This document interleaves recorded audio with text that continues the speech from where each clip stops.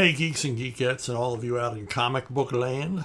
It is Chuck Dixon back once again on a Wednesday morning to answer questions about what I do for a living. And what I do for a living is I write comic books, and I've done it for a really long time. You can reach me at brunobookstore@gmail.com if you want to ask a question and have your name mentioned on the internet. So send them along. It's the most reliable way to reach me. brunobookstore@gmail.com. Send your questions there, your comments, if you just want to say hi, whatever. I welcome all to this email address, and I check it a number of times a day. Okay, Greg Waite asks, where would you rank Mouse in terms of best comic book stories? Now, I know Art Spiegelman's Mouse, which is basically the story of the Holocaust retold with cats and mice rather than human beings. I know it's well regarded. It generally makes any top 10 graphic novel list that's assembled. But I'll tell you, I mean, I read it at the time, and even earlier than that, I read a short story that Spiegelman had done based on this premise.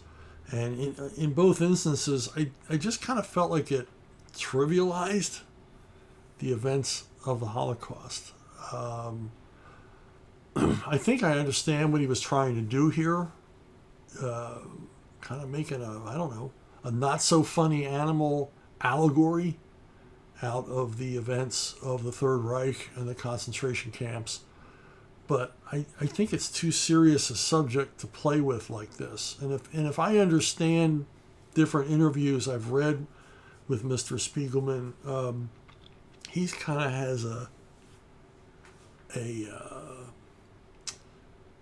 conflict himself with this project and how he did it. I mean, his intentions were really good, and the execution is wonderful, but I just think there's something off about this project, and it never appealed to me.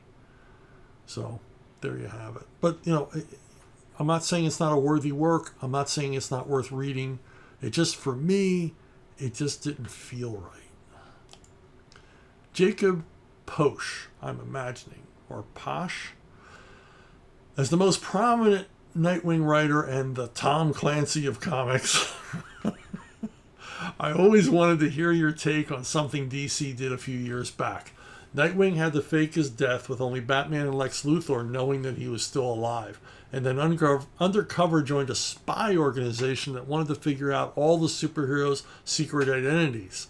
And while the story was very funny and good character-wise, they completely failed at the spy aspect, which is strange because the guy who wrote it worked for the CIA previously. So how would that story have looked if you would have done it? It would have been. I didn't read the story, so I don't know what their approach was. But I would have.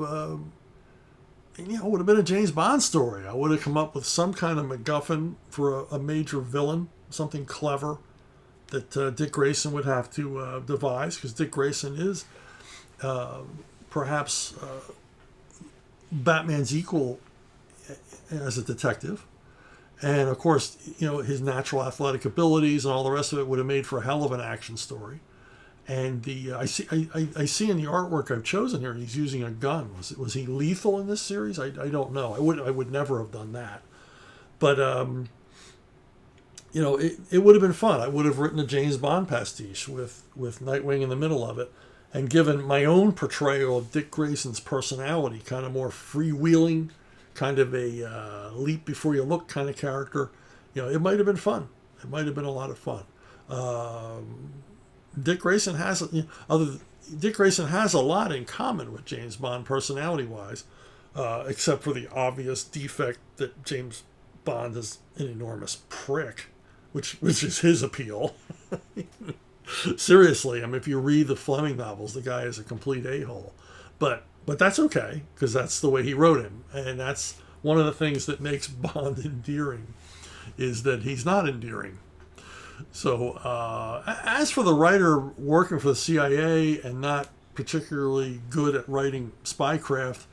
I don't know what he did at the CIA. CIA is an enormous organization with a lot of jobs. And unless you're the director or one of the people in charge of one of the larger units, you don't really get to see the big picture at the CIA. You don't get to see everything. I mean, only the director of the CIA and the head of NSA and the president of the United States get to see everything. So, yeah, I don't know. I mean, maybe he wasn't involved in spycraft at the CIA. Maybe he was some other part of the agency. I mean, it's very much a hydra with a lot of heads that by design don't know what each other are doing. The CIA is a very compartmentalized organization, and very few people get to know what it's all about. And as we've seen in the past, even when they know what it's all about, they make some real bonehead mistakes. I've worked in places that were like, high pressure, boiler room kind of places. But I had the advantage of being a janitor at those places. Now, why would that be an advantage? Well, I once worked at an ABC network owned and operated station in Philadelphia, and it was a big station, country's fourth largest market, and I was a janitor. I was buffing floors and emptying trash cans and stuff like that. But the thing is, it allowed me to be a fly on the wall.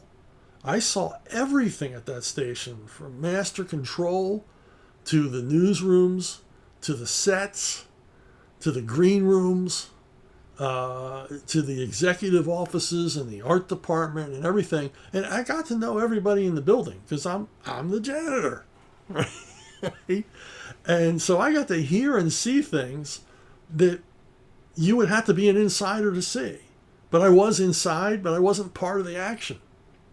And because I was the janitor, I was virtually invisible. Nobody cared that I was there. I was the guy. I was there in my in my green jumpsuit, emptying their trash cans, and maybe mopping their floors, or cleaning up spilled coffee. Big part of my job. And I got to see some incredible things, both on set and in master control, and particularly in the newsroom. I mean, I think I could write a newsroom drama with a good deal of authority because of the things I saw. I mean, I saw an epic, network-style meltdown by the station's most popular anchor in the newsroom. I mean, the guy was just red-faced and screaming and yelling over... I wish I had a recording of the monologue. I mean, it was brilliant. And he was taking apart what he felt was wrong with television news. It was terrific. And I got to see it all, all the operations of a major television station, major network television station, from the inside. And again, I believe I could write with authority because, I got to know the terminology. I got to know the people. I got to see them at work. And, most people were very friendly, and and I was curious about what they did, and they were willing to talk to me about it. So it was a cool job. Another place I worked as a janitor, actually, at this point, I moved up to management. I was running a cleaning crew, and it was at the Philadelphia Federal Reserve Bank. And we hear about the Federal Reserve all the time, but, it actually has buildings that are filled with money. Amazing, astounding amounts of money. I saw amounts of money that just jaw-dropping. I mean, literally, you could look in a room and see hundreds of millions of dollars. And again, because I was a janitor, I was allowed into a world that very few people get to see. And I was everywhere in that building, from the main bank to the counting rooms, to the guards' rooms, all of it. And because I was working at night, you had, there wasn't a lot going on in the building. Public generally doesn't visit a Federal Reserve. It's not like a regular bank. You've got to have an appointment. And the guards there are serious guards. And a Federal Reserve Bank is not built to prevent bank robberies. It's built as a fortress.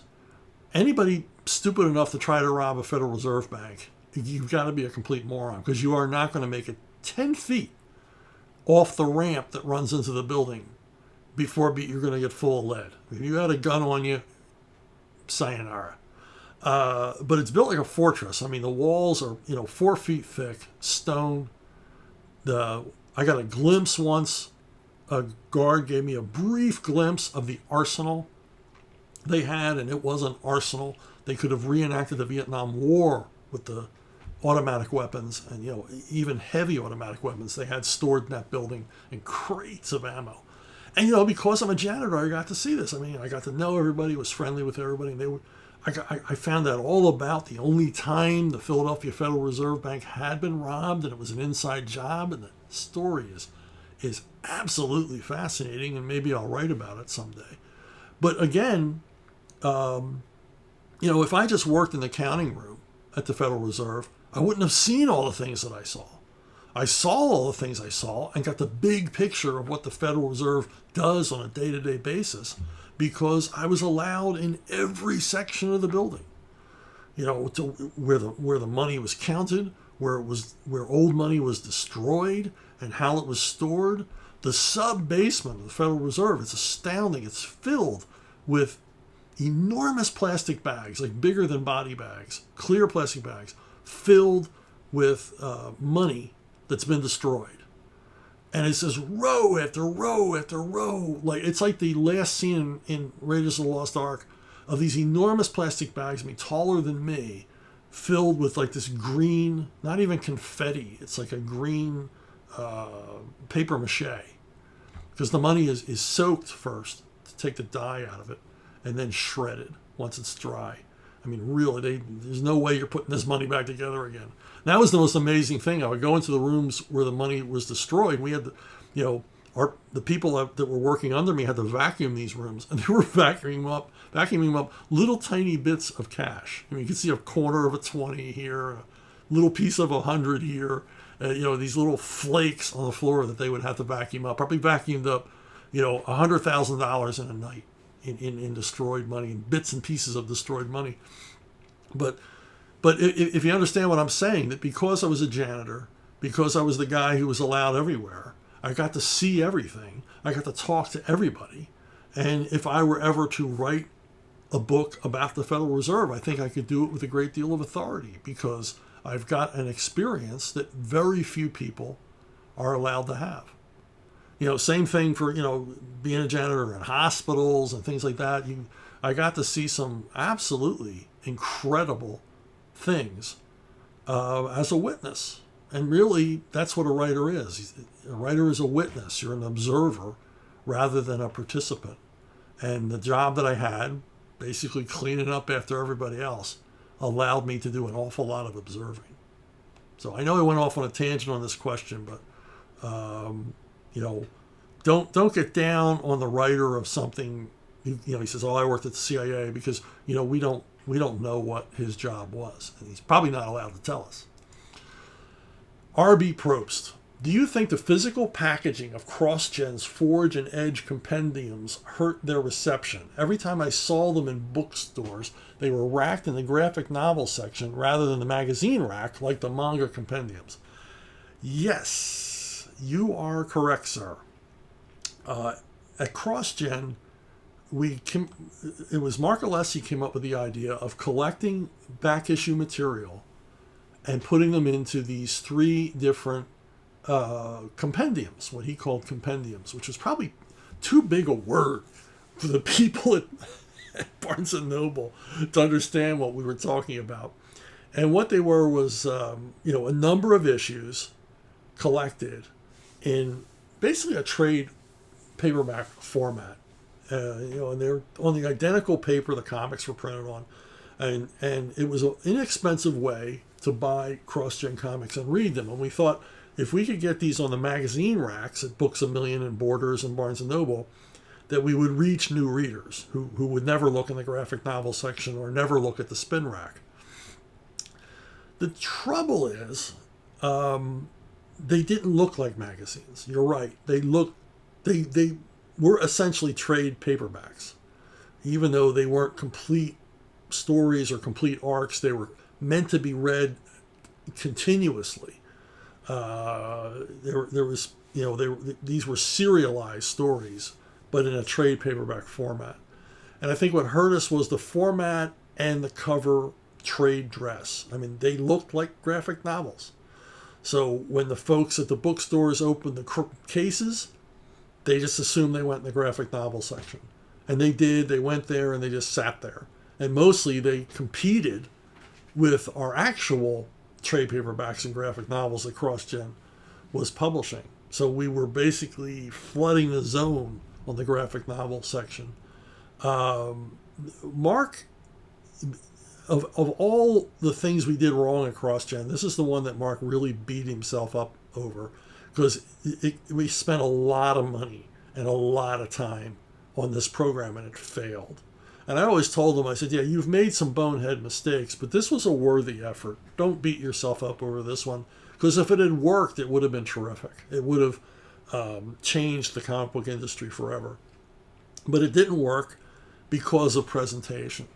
And I had suggested early in the program, and I'm not the only one, a number of people in our marketing department had also suggested that, we look more like Shonen Jump. Maybe a lot more trade dress on the front, a lot more, make it look more like a magazine, make it look more like a periodical, maybe even printed on cheaper paper, because, and that would have, first of all, attracted new readers on the magazine stand, because we would have been next to Shonen Jump. So we would have been aiming at that same audience, which was enormous at the time. And also, when the people stocking the shelves at Barnes & Noble and Books A Million opened the cases, it's obviously this is a periodical. This is not a graphic novel. I mean, they never made this mistake with Shonen Jump. Shonen Jump does not look like a manga graphic novel. It looks like a periodical, and we should have done that. But Mark was always wanted to go the classy route. He always overestimated the intelligence of the public, which I good for him. I don't like to underestimate the intelligence of my readers, but I certainly would not want to overestimate the intelligence of people who work at bookstores, and that was our downfall. So we never made it onto the magazine racks. I think even if we had, readers still would have been confused, and they wouldn't have racked us next to Shonen Jump because we didn't look like Shonen Jump. They would have racked us with like the science fiction magazines that nobody ever buys. So I don't even know then if we would have succeeded. But I think if the trade dress screamed comics, periodical, magazine more, I think I had even suggested at some point shrink wrapping it and maybe having some sort of tchotchke in there, as Shonen Jump often did, just to let people know this is not a graphic novel. But, it failed as CrossGen failed. And what can I say? Harold Pridemore, who owns Alien Legion? I thought Epic was a creator-owned imprint. It is. Frank Scirocco, artist, and Carl Potts, writer and also artist. They are the owners, the creators and owners of the Alien Legion franchise.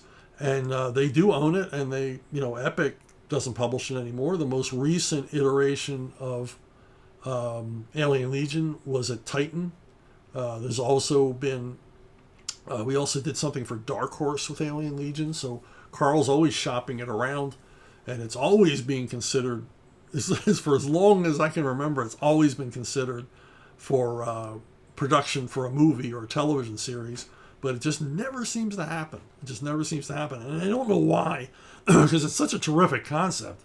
I mean, with the success of Guardians of the Galaxy and everything else, you think that Alien Legion would be a natural, at least for an animated series. But I don't know why it's ever happened.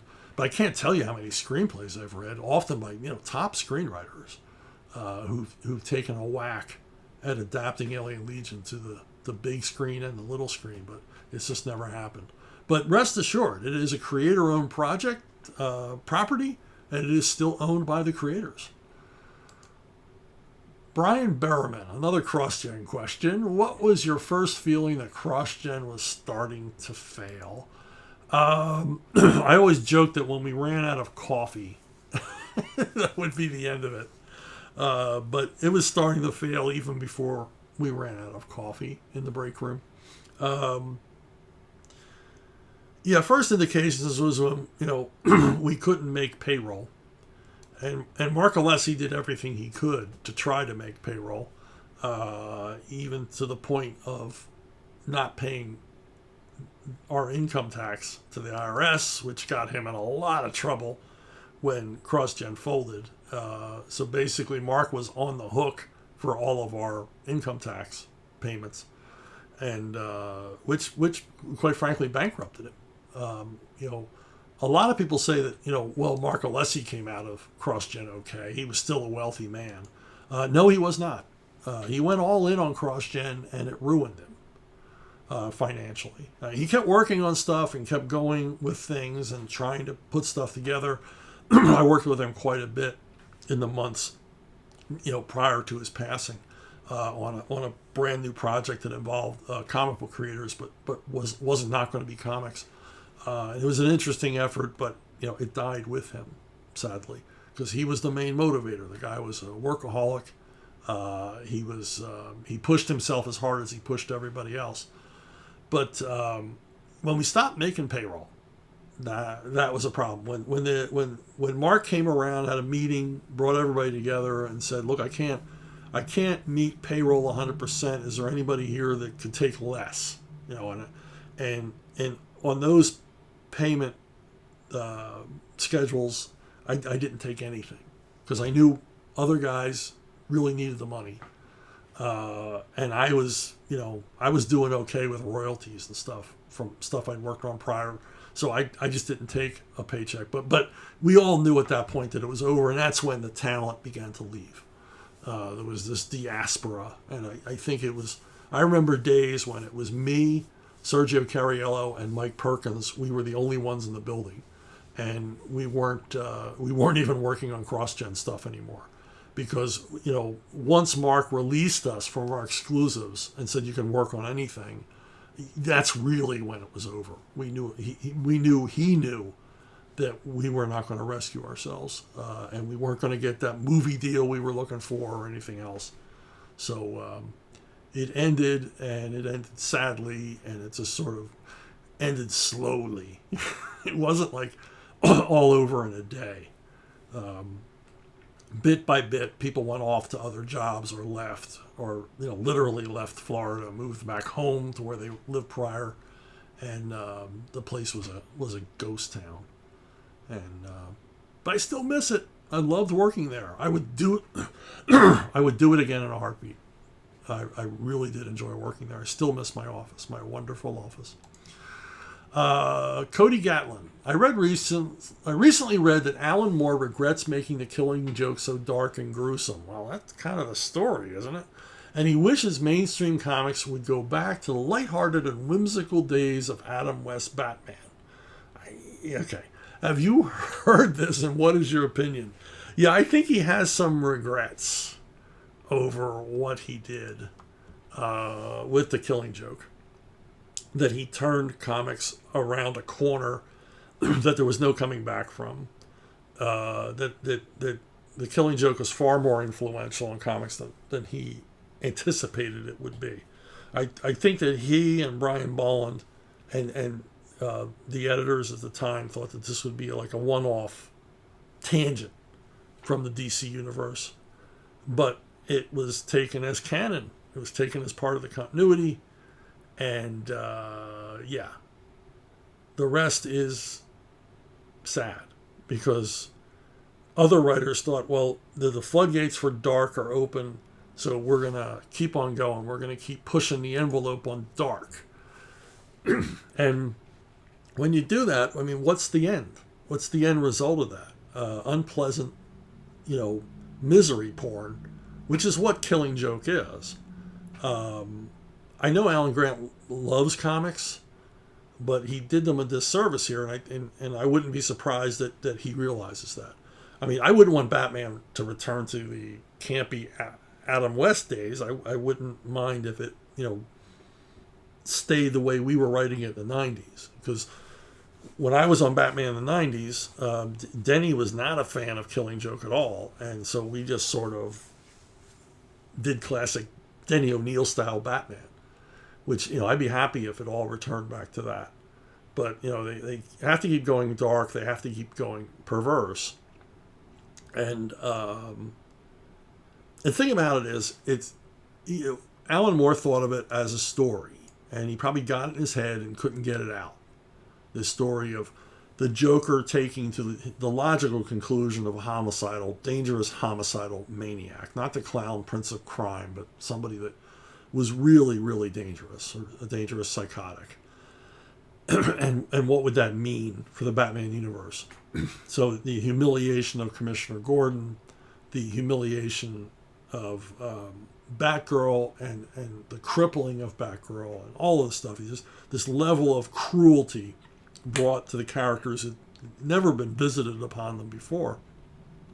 And yeah, it made for a story. And yes, it was compelling, although I think the ending of it is stupid. If the Killing Joke had ended with, instead of Batman and Joker sharing a laugh, which makes no sense to me at all, either dramatically or human nature-wise, Batman would not find the Joker amusing. Joke isn't that good anyway. If the Killing Joke had ended with Batman stomping the life out of Joker, I mean, literally killing him, and then we could look at it as a one-off story. Okay, this is basically these characters taken to their nth conclusion. These are the characters taken to the end of the road, and it would be a one-off story, not in canon, a tangent, an Elseworlds, an imaginary tale, a what if, whatever, and then it wouldn't have had the effect it had on the rest of continuity. But because Batman and the Joker pretty much reconcile at the end of the story, and this tired idea that they are two sides of the same coin is presented. Because of that, the story could exist in continuity. But I would have had it definitely be a one-off story that isn't in continuity. It's just an experimentation. And I could have lived with that. I still wouldn't have liked it, but I could have lived with that. Because, I mean, the story for its own sake, in a popular franchise that's been around for decades, doesn't work. You've got to think about the whole. You've got to think, where is this story going to fit in the grand scheme of things, of these universally popular characters? I mean, every November, Peanuts fans looked forward to the Sunday strip where Lucy offered to hold the football for Charlie Brown to kick. And Schultz did this for decades, every year. And he always came up with a clever variation. It was always one of the funniest strips of the year, and explored character and everything else. Poor old trusting Charlie Brown, giving in to Lucy's reasoning one more time, and being made the goat by the end of the strip, and feeling terrible about himself. It's a classic scenario. Everybody knows it. Now, what if, just like the relationship between Batman and Joker, everybody knows it. Now, what if you were to take that story to its nth degree, and Charlie Brown's had it with Lucy, and he kills her, and then he has to hide the body or whatever? Yeah, it's a story. Yeah, it's compelling. Yeah, you would want to read it, but you would never want it to exist. I mean, it's a story that should never be told, because it destroys the franchise. And this is basically what Killing Joke did. It drove a wrecking ball through the Batman franchise that we're still feeling the impact today, with these nihilistic, anti-heroic tales that we're being presented with, instead of good old-fashioned rock'em sock'em escapist fiction superhero stories. We're getting these dark contemplations. So there's places that these stories should not go. And like I said, I don't want to go back to, Adam West. And, I don't want to go back to a Batman who accepts a medal from the mayor on the steps of City Hall in the middle of the day with everybody looking on. I want the dark urban legend Batman. But But as an aside, a little bit of eyewitness to history stuff. Dick Giordano used to allow me to come to the DC offices and present my silly ideas. And this would have been late 70s, early 80s. And every once in a while I'd go up and they'd let me roam the halls and talk to people and stuff like that. And Dick was just a great guy, very generous. And he knew I was a fan, but I was a professional wannabe, that I really wanted to work in comics. And, I liked talking to him. I hope he liked talking to me. Him and Joe Orlando as well were very gracious and very welcoming. And, part of it was PR, fan service. Hey, we're keeping this guy interested in comics. But, they spent a lot more time than that. I think they thought I might have potential someday. And which I did. I got to work with Dick Giordano quite a bit in comics. He was just a great guy. Just a super nice guy. But there was a time I was up there, and he had to go to an editorial meeting, and he apologized. And he says, just hang out in my office. I got lots of comics to read and everything. I was like, oh, yeah, okay, I'm going to hang out in Dick Giordano's office, in big corner office. And so I'm hanging out. The editorial meeting goes on a lot longer than I thought it was going to go on. And, I basically got bored. And I started looking at stuff on his desk. And one of the things on his desk was a letter from Brian Bolland talking about this project called The Killing Joke. And basically it was Brian saying that DC needed to make a decision on this book soon because he was being offered a contract by Dargaud, the French publisher. And he couldn't wait much longer. He couldn't hold off much longer. So if they weren't going to be doing The Killing Joke, he needed to know so that he could take this exclusive offer from Dargaud to do graphic albums for them. Or if they said yes, he would get to work on Killing Joke because the script was done. And I had heard a little bit about The Killing Joke. I didn't know the full ramifications of it, but I got to see this letter basically giving Dick Giordano and DC Comics an ultimatum.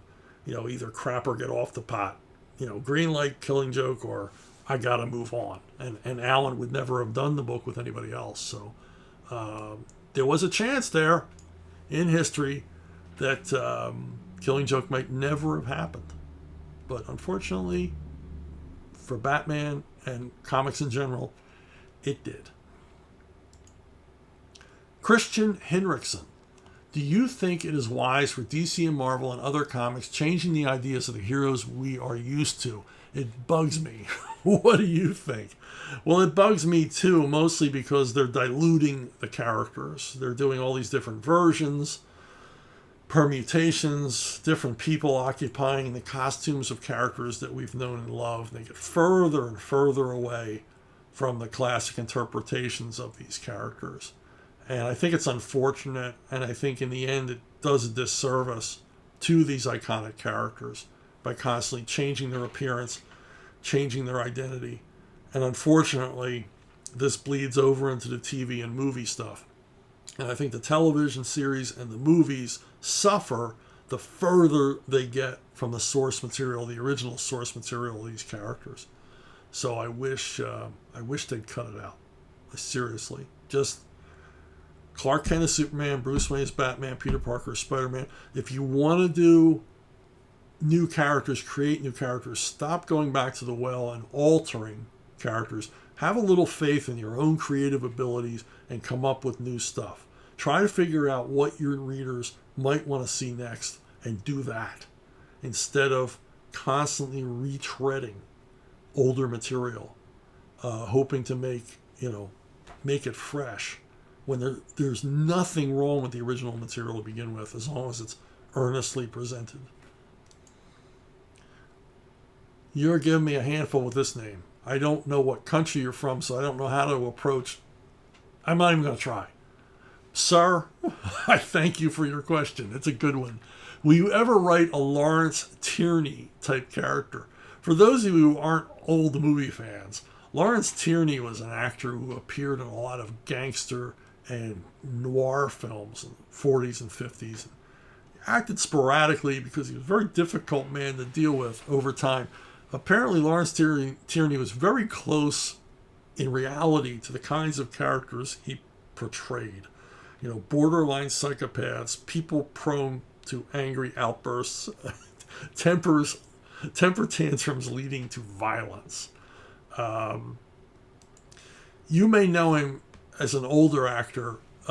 He played Elaine Bennis's father on Seinfeld in a very memorable episode in which he basically makes Jerry and George, makes their skin crawl and makes them feel like they are less than men by his simple presence. And I always think that perhaps Jerry Seinfeld and Jason Alexander were not acting in that episode, that the awkwardness and discomfort they were feeling were very real. Lawrence Tierney famously, he's also in Reservoir Dogs, Quentin Tarantino's first movie. And Tarantino wanted Tierney because of his reputation as a wild man and also, an early Hollywood icon. He wanted Tierney in his movie. But apparently Tierney was so difficult, so obstinate, so hard to get along with. And no one on the set liked him. The crew didn't even like him. This is really unusual. And he and Tarantino actually got in a fist fight before Tarantino fired him for the picture. And they had to do some rewriting because his character never appears again after the initial sequence. And often when they say, an actor's difficult to work with, that's usually BS from producers and directors and stuff. There's something else going on they didn't like about the guy, so they just say he's difficult to work with. But in this case, I have to believe it, because after getting fired by Tarantino, Lawrence Tierney went home, obviously was still angry, and fired a shotgun at his nephew and was arrested and sent to prison. I don't know how much time he did, but apparently Tierney lived the life in reality that he lived on the screen as just a dangerous guy that you didn't want to cross. So now, have I ever written a Lawrence Tierney character? Currently, I'm working on a series called Something Big for Arctoons, and it features Larry Dorfman. I don't know if I was thinking of Lawrence Tierney when I named this guy Larry, but he's an old school gangster, way past his prime, still wants to pull scores. And he's kind of gruff, and he doesn't take any crap. And he's kind of trapped in a corner following an alien invasion. This series is about a heist story that takes place following an alien invasion. And I think Dorfman fits. Lawrence Tierney would have been a good Larry Dorfman if we made a movie out of this. And again, it's at Arctoons. It's free. You can go check it out. It's called Something Big. It's by me and Frank Fosco. And I think there's 5 episodes. Well, by the time you see this, there'll be 7 or 8 episodes available at the site. So anyway, that's it. That for Arctoons. I also have a new novel out, Levon's Hunt. It's the 9th novel in the Levon Cade series. Levon gets mixed up with a child sex trafficking ring, which does not go well for the sex traffickers. Levon, gets out his shotgun and his Colt 45 and takes care of business in yet another Levon Cade extravaganza, which is, finds him up to his neck in trouble once again. Hey, thanks for listening. Thanks for watching. Spread the word. Hit the like button. Hit the thumbs up. Do whatever. Spread the word, because I really need to grow this audience to make these things worth doing. I appreciate everybody that comes by and all of your kind words, and I appreciate your patience and all the rest of it. But, I really need more viewers. So if you can help me out by spreading the word through social media or your friends or whatever, it's like, hey, check out this Ask Chuck Dixon thing. I know all of you have lots of friends who are as geeky as you and me, and would love to hear my ramblings on the comic book medium. So anyway, that's it for this week, and I'll see you all down the road.